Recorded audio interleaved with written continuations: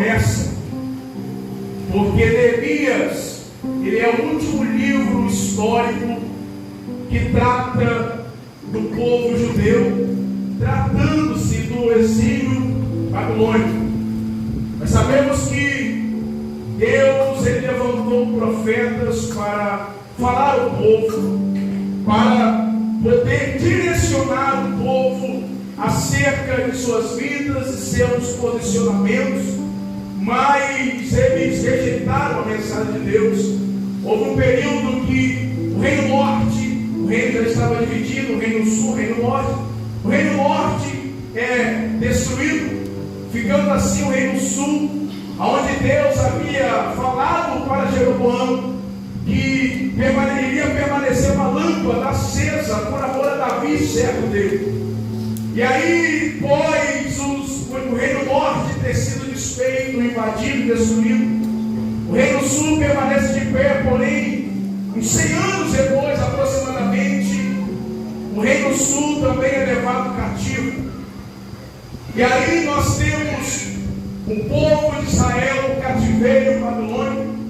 Só que há um período, há um tempo, 70 anos depois, segundo o profeta Jeremias, o Senhor, ele visita o seu povo e através do profeta Isaías, ele disse que levantaria um homem para resgatar Israel do reino sul, daquela prisão.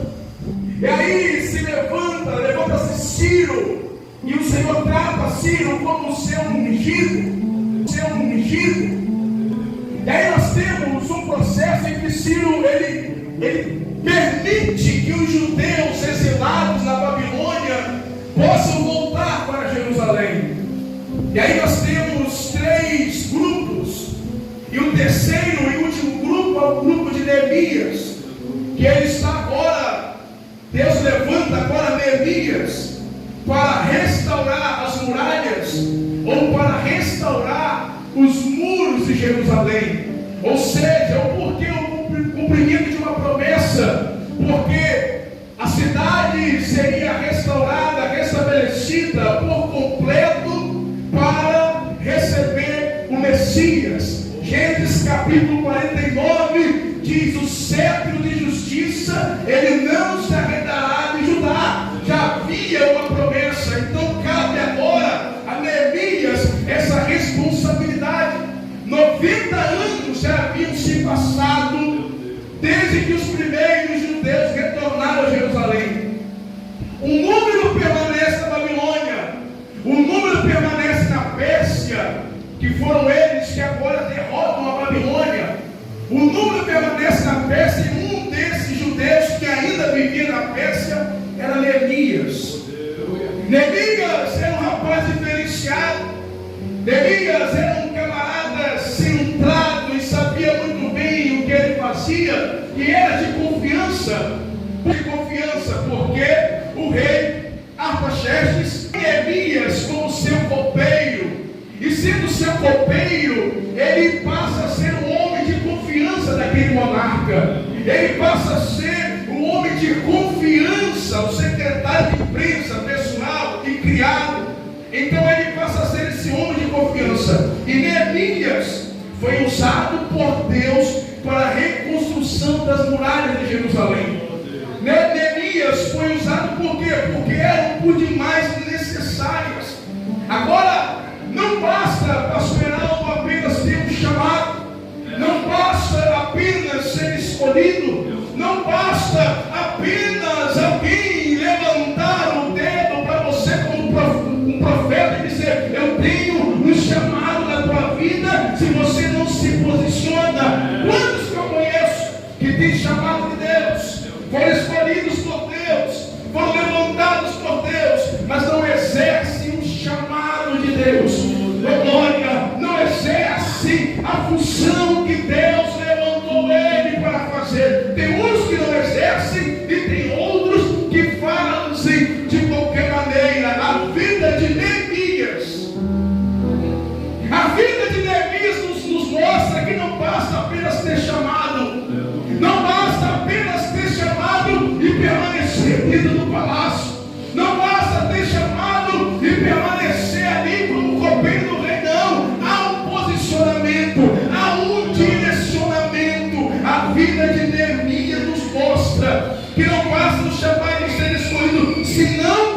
entendermos que o chamado também tem as suas exigências. Escute isso. O chamado de Deus, ele tem as suas exigências. O chamado de Deus, ele tem as suas exigências. E eu preciso entender que existem fatores que envolvem uma chamada. Porque como é bom nós falarmos de Neemias, reconstruiu os muros, as portas de homens que se levantaram para construir as portas de Jerusalém. Como é bom falarmos isso, mas nós não sabemos, nós precisamos entender a verdade, é que há fatores por trás de uma chamada. É muito fácil olhar para o pastor Heraldo e ver ele sendo honrado por Deus aqui, mas há fatores por trás de uma chamada. Não é apenas carregar uma nomenclatura, um título. Há fatores que fazem a chamada fluir, há fatores que fazem a chamada ser elevada. Quem é chamado por Deus aqui? Todos nós. Todos nós somos chamados por Deus e escolhidos por Deus. Eu fui separado por Deus quando eu tinha 10 anos de idade. Um pastor pregava numa igreja, assembleia, lá na minha cidade. E eu com 10 anos, Sidmar, eu ia para a igreja, ficava escutando. E aí um dia ele disse para mim: você vai ser um pregador do evangelho. Tinha 10 anos, eu não entendia. Mas não basta apenas ouvir a mensagem de que eu tenho chamado, como eu disse, não. Você tem que se colocar. E eu vou mostrar aqui rapidamente que a vida de Neemias nos mostram claramente fatores para o exercício da chamada, para o sucesso ministerial. Porque levantar o muro não é levantar por vaidade, não. Neemias não foi levantar muros por vaidade, para mostrar que ele queria levantar aqueles muros, não. Existiam fatores que motivaram a essa obra, a ele realizar esse feito, porque ele era um dos judeus que estavam ali. Existem fatores que envolvem uma chamada. E quais são esses fatores? O primeiro fator que envolve o chamado envolve pessoas. Diga assim: o chamado envolve pessoas. Se eu não entender que o chamado envolve pessoas, eu não vou ter sucesso no ministério. E lidar com pessoas não é fácil. Aqui é uma das maiores crises de um líder, de um pastor, de um líder de departamento, de alguém que está numa igreja. Porque se não tivesse pessoas, porque a igreja, ela é um templo aqui, sim, mas o ministério envolve pessoas.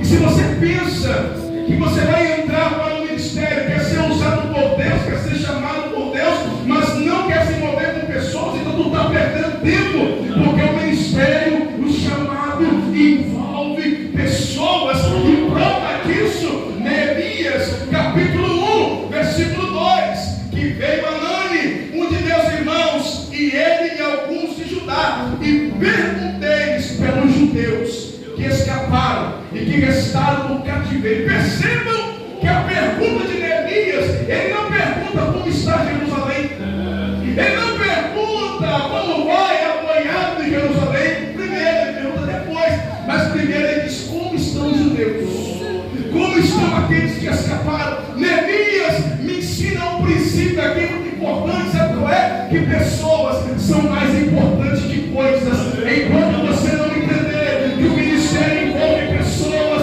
envolve vidas, você não vai ter êxito.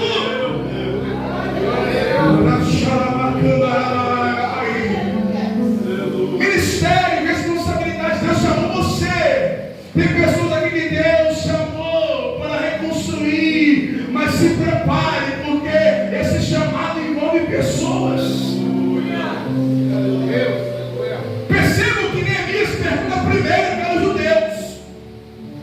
Agora eu me recordo, era o filho do irmão do filho pródigo, que quando aquele garoto, pastor Heraldo, o irmão estava chegando em casa, pastor Roberto, quando o irmão estava chegando em casa, porque ele se preocupou com o cabrito dele. Ele disse: pai, eu não me importo com ele, eu quero meu cabrito assado. Ué, ele estava colocando o cabrito acima do irmão. Ele não estava se preocupando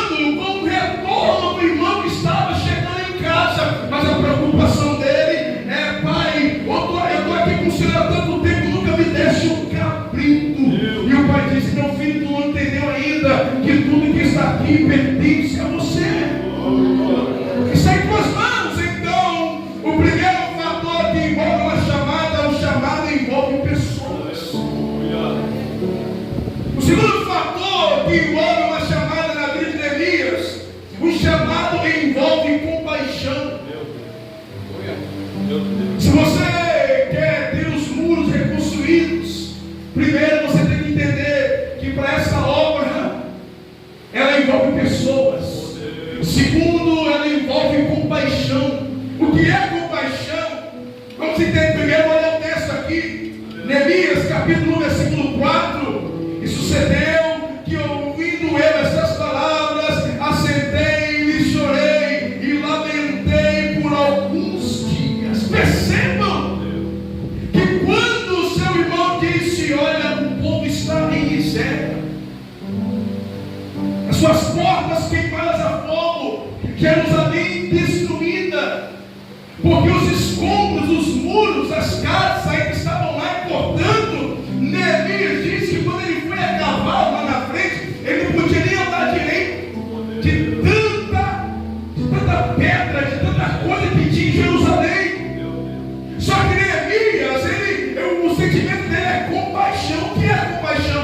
Compaixão não é um sentimento superficial, passageiro, paternalista. É a capacidade de sentir como o outro sente, colocando-se em seu lugar, buscando ver as coisas como ele as vê. Se você quer ver muros restaurados, passe a se colocar no lugar das pessoas.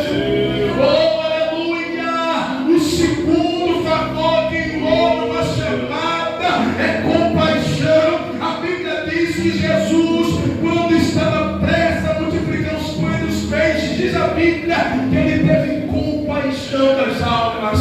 Aleluia! Compaixão é você se colocar no lugar do outro, é você buscar ver as coisas como ele as vê. Alguém disse aqui no início, talvez você não sabe como esse irmão, como essa irmã chegou aqui, mas o evangelho, o chamado é você se colocar no lugar do outro. Oh, glória a Deus, isso é ministério. Se você quer uma chamada de excelência, aleluia, passe a se colocar no lugar dos outros. Neemias agora se põe no lugar de seus irmãos. O terceiro fator que envolve o chamado para uma reconstrução, o chamado envolve jejum.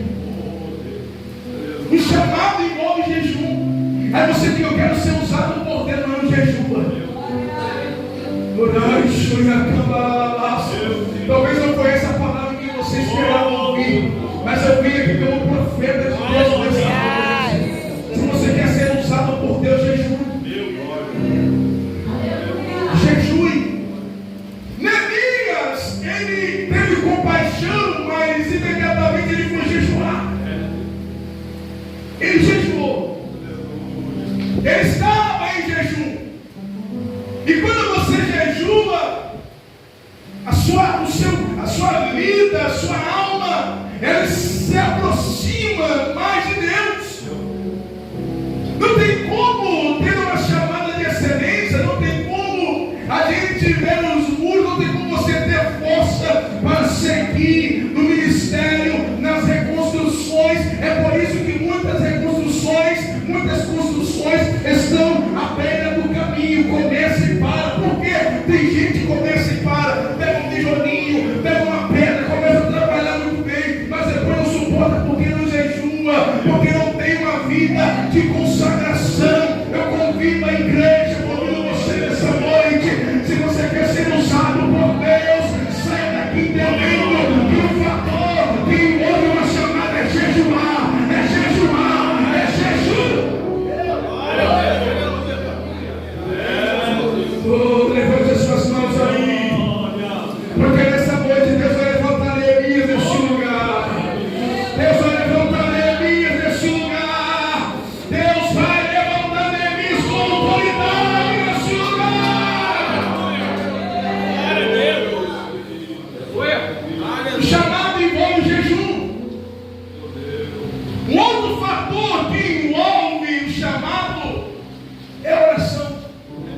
intercessão.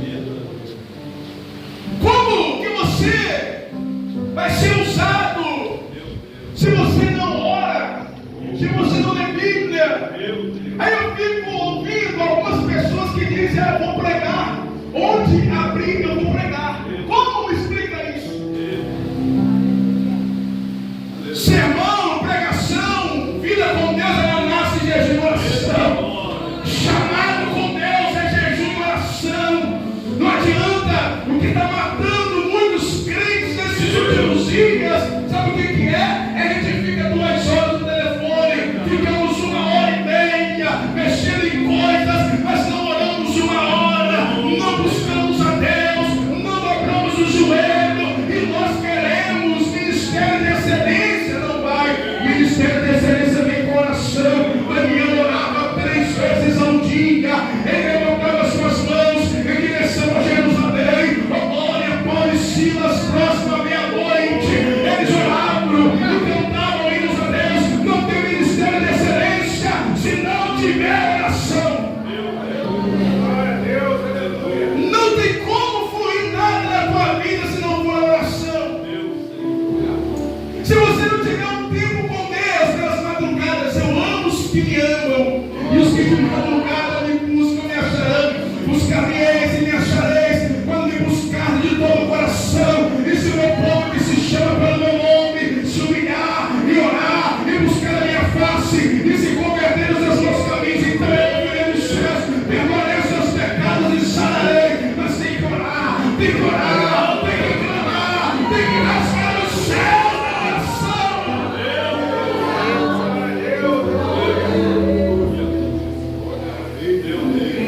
Eu falei para você que não era simplesmente chegar nos muros. Há fatores que envolvem isso. O próprio Neemias, ele declara: a mão do Senhor estava sobre mim. Não tem como eu subir aqui para pregar, para ministrar na letra, se a mão do Senhor não estiver sobre mim. Não tem como o ministério fluir se a mão do Senhor não estiver sobre a tua vida. Aleluia, como foi cantado aqui, sempre foi Deus. Se nós chegamos aqui, foi Deus, porque a mão de Deus está sobre nós. Oração é um fator que envolve uma chamada de ministério. Outro fator que envolve o ministério é oração. A intercessão. Percebam que Neemias, ele intercede pelas necessidades de todo o seu povo. Neemias, ele intercede por Israel. Quando ele recebe a notícia, ele vai interceder. Ele vai orar.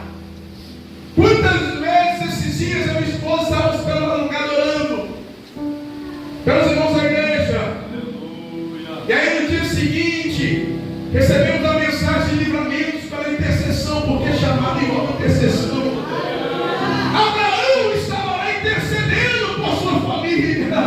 E tem crente que não crê mais na oração, irmão. Se você crê, o mesmo Deus que está aqui está na tua casa, o mesmo Deus que está aqui está na tua família.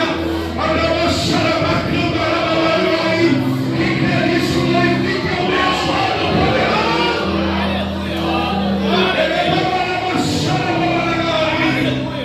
Interceda, Neemias entende que a intercessão é primordial para a chamada. E ele intercede, ele começa a orar, como citei aqui, a respeito de Abraão. Quando intercedia por teu sobrinho Ló, foram 4 meses de oração, de busca ao Senhor. E nessa intercessão, Neemias também ora para o seu líder, para o monarca. Neemias ora ao Senhor. E aí chega um dia que Neemias vai servir ao rei 4 meses depois. Observe que foram 4 meses. Porque, pastor Heraldo, tem gente que começa hoje aqui, amanhã. E ainda critica até o pastor porque não separou ele, não consagrou ele, não tem um tempo. Há um tempo determinado para todas as coisas. E se você ainda não foi, é porque Deus e o pastor sabem que você ainda não está preparado.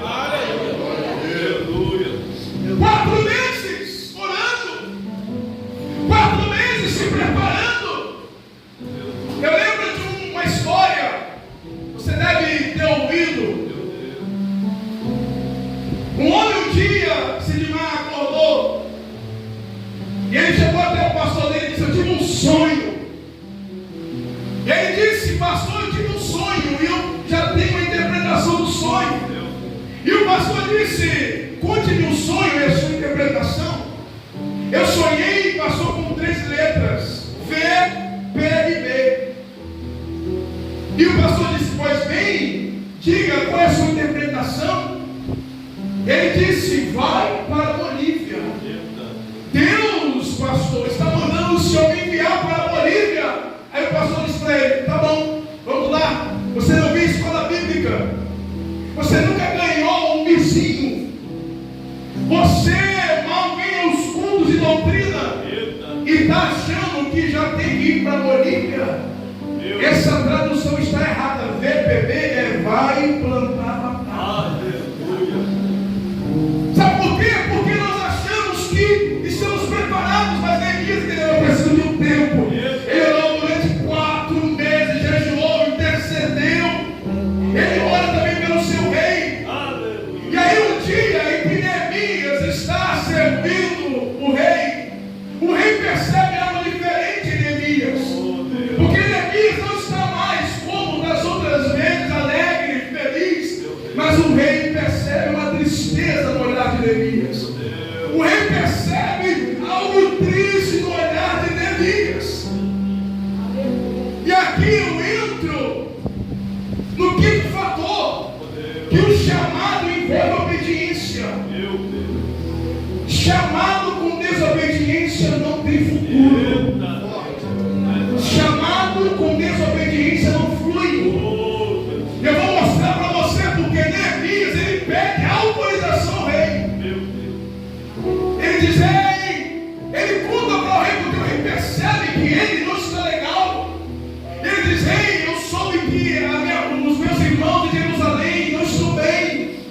Permita que eu vá. O rei não só permitiu, como o rei deu 2 cartas para ele. O rei concordou com o pedido dele. O rei deu 2 cartas para ele. A primeira carta era destinada aos oficiais persas dentro de passagem.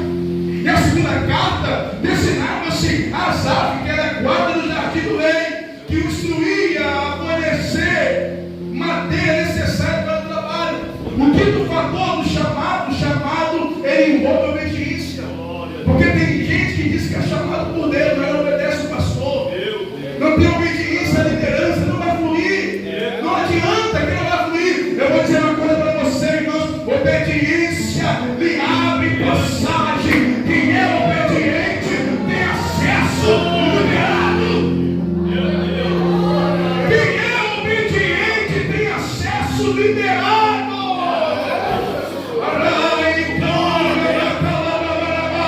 Não adianta desobedecer, está fora da linha. Porque Neemias poderia muito bem: eu sou o cara do rei, eu estou próximo ao rei, eu estou do lado do rei, eu posso ir e fazer o que eu quiser. Não é assim que funciona no reino de Deus, não é assim. No reino espiritual não é assim. Não é assim. No reino espiritual é diferente. Olha, se o próprio Jesus ele diz: eu estou obedecendo ao Pai. Olha, se o próprio Jesus disse: eu ando em ligação com meu Pai. Quem somos nós para andar em desobediência? É melhor obedecer do que sacrificar a pedra firme na obediência, porque a obediência vai te levar a lugares altos.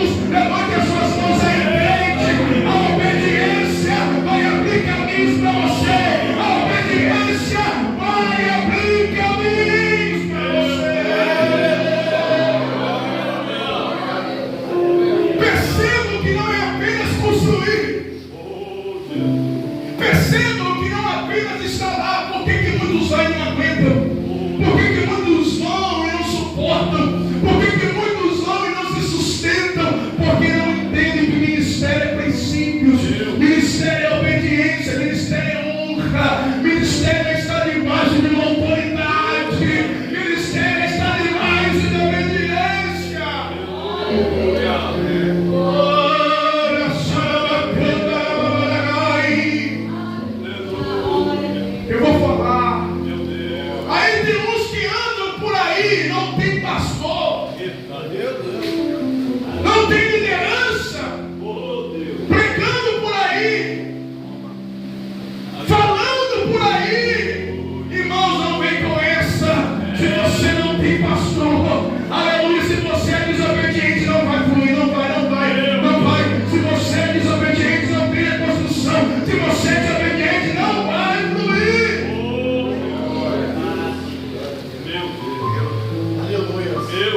É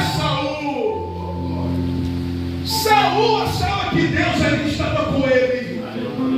Saul achava que Deus ainda estava na vida dele, a ponto dele querer fazer o que ele quisesse. Não, eu não preciso mais do profeta, eu não preciso mais de ninguém, eu vou fazer do meu jeito. Lembra de Uzias? Lembra de Uzias que pensava porque ele era reconhecido, de fato, o grande rei, mas entrou para fazer o que não era para ele fazer. Uma lepra saiu da sua testa.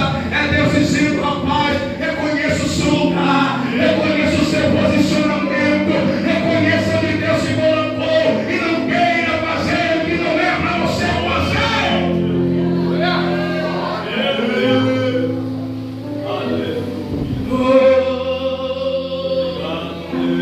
Não se levante, irmãos.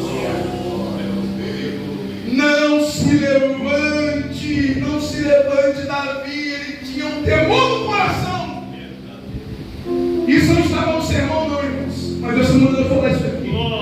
Davi tinha um temor no coração. Pastor, por diversas vezes ele teve Saul nas mãos e diziam: mata, porque Deus, irmão, cuidado. Eu vou falar aqui, cuidado com as vozes que você ouve. Eu já citei isso umas 2 vezes, a pregação para trás aqui, em outros lugares. Eu digo: cuidado com as vozes que você ouve. Sabe por quê?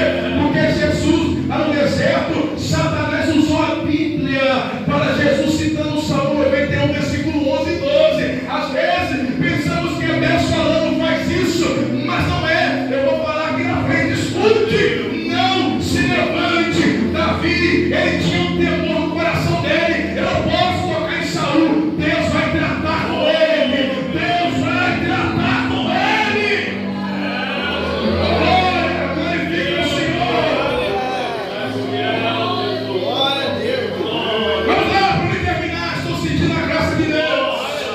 Eu estou sentindo que Deus está removendo pedras aqui nessa noite. Glória, o chamado envolve obediência. O chamado envolve abrir mão da zona de conforto. O chamado envolve abrir mão da zona de conforto. Se tu quer ter um chamado de excelência, sai do conforto. Sai dessa zona de conforto e vem para a zona de conflito. Neemias, ele não tinha nem que se preocupar com o povo. Ele não tinha nem que se preocupar. Estou aqui no meu irmão, copeiro do rei, como do bom e do melhor, tenho tudo. Não vou sair daqui não, sombra e água fresca. O que é que eu vou fazer? Mas Neemias entende que para a reconstrução tem que sair da zona de conforto e entrar na zona de conflito.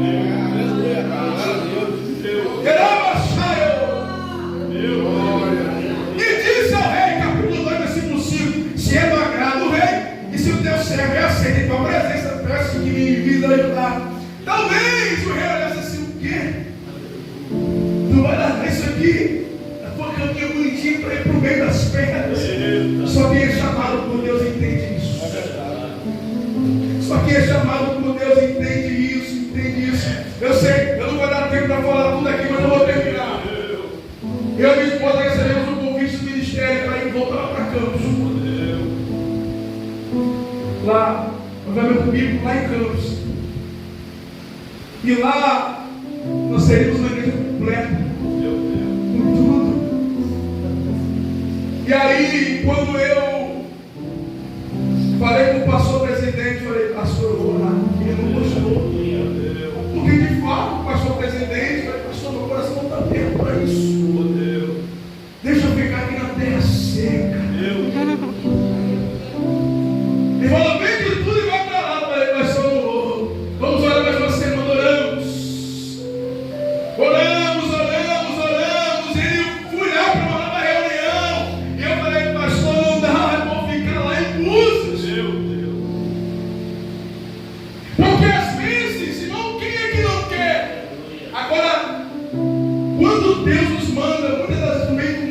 assim, como a gente pensa que não é Deus, mas é. Sabe por quê? Porque lá Deus vai te honrar, Deus vai levantar você. Glória! Saia da zona de conforto hoje! Sabe por que Israel começou errado no livro dos Juízes?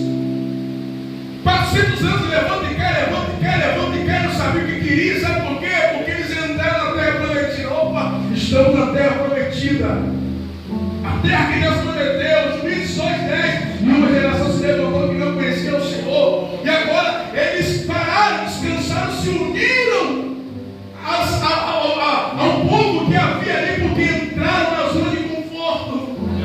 Nessa noite Deus está dizendo: chamado envolve abrir mão da zona de conforto e entrar na zona de conflito. Você não está entendendo ainda. Por quê? Porque você precisa sair dessa sombra e água fresca.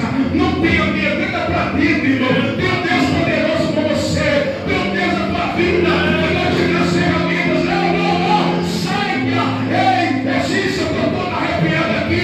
Porque existe um mundo espiritual. Eu sei que é uma luta, mas eu tenho uma coisa: maior é Deus na nossa vida. Vamos se levantar. 11.000 demônios ficam ao teu lado, mas que à tua direita, mas você é Deus. Levante as suas mãos, levante as suas mãos, porque através de Deus agora, te tirando da zona de conforto.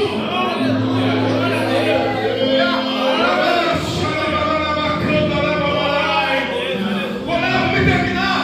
O chamado envolve entender a necessidade. Neemias vai, sem falar para ninguém, Neemias roda Jerusalém. E ele entende, porque o chamado envolve entender a necessidade. Diz: olha, de fato, precisamos levantar com urgência os muros de Jerusalém, porque a cidade está desprotegida. O chamado envolve entender a necessidade. O chamado envolve oposição. Glória! O chamado envolve oposição.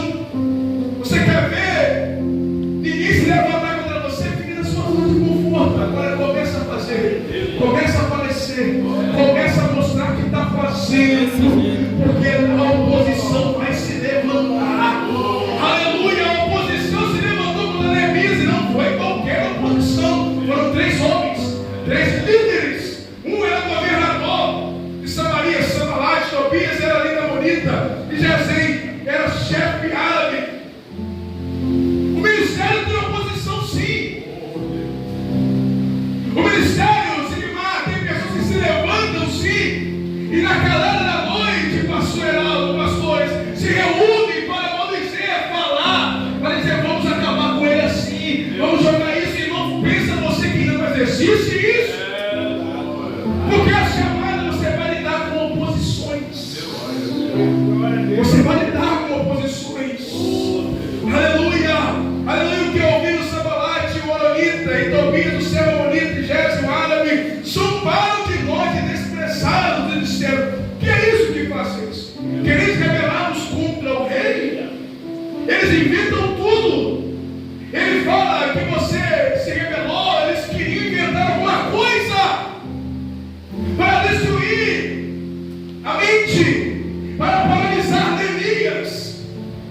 Estava com ele Tobias, a bonita, e disse: ainda que edifique, contudo, vindo a raposa, derrubará facilmente o seu muro de pedra. Escute uma coisa aqui: diante da oposição haverá desestímulo. Você vai ficar desestimulado diante da oposição. Diante da oposição vai dar preguiça, vai dar medo. Mas Neemias continua firme no propósito da reconstrução. E ele põe guardas, e ele estimula o povo a confiar no Senhor. Ele diz: não se preocupe com o que estão dizendo, continue confiando no Senhor. O chamado envolve conflitos internos. Estava havendo conflitos, e Neemias teve que entrar para desfazer esses conflitos. O chamado envolve sutilezas satânicas. E aqui para me terminar, sabe por que envolve sutilezas satânicas? Porque Sanbalate e queriam de alguma forma armar contra Neemias para matá-lo. E com essas sutilezas e os falsos profetas, leem depois que o homem se levantou dizendo para Neemias ir para o templo. Mas Neemias, com discernimento, entendeu: isso aí, Sanbalate e Tobias estão por trás e querem acabar com o meu ministério, querem destruir, mas nós não vamos parar com esta obra, não vamos. Escute para terminar. Apesar de todas as dificuldades e perseguições, Neemias terminou de construir os muros em apenas 52 dias depois de começar. Capítulo 7, versículo 15: acabou-se, pois, o muro aos 25 do mês de Elul, em 52 dias. Sucedeu que, ouvindo todos os nossos inimigos, todos os povos que haviam em redor de nós, temeram e abateram-se muito a seus próprios olhos, porque reconheceram que o nosso Deus fizera essa obra. Diga se reconheceram que o nosso Deus fizera essa obra. Hoje de bem, em nome de Jesus, eu quero orar pela tua vida, mesmo onde você está.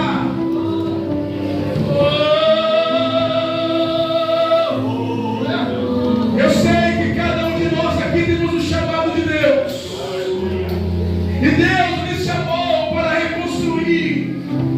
Há pastores aqui, missionários e pessoas que Deus Ele quer levantar de uma forma especial aqui nessa noite.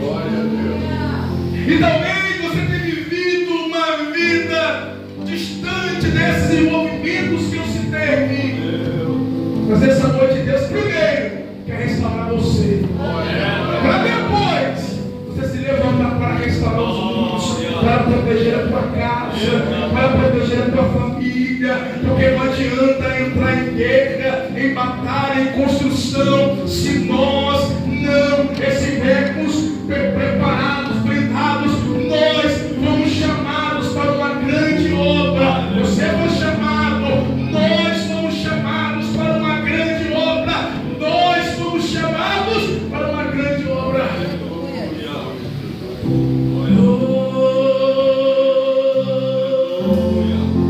O Espírito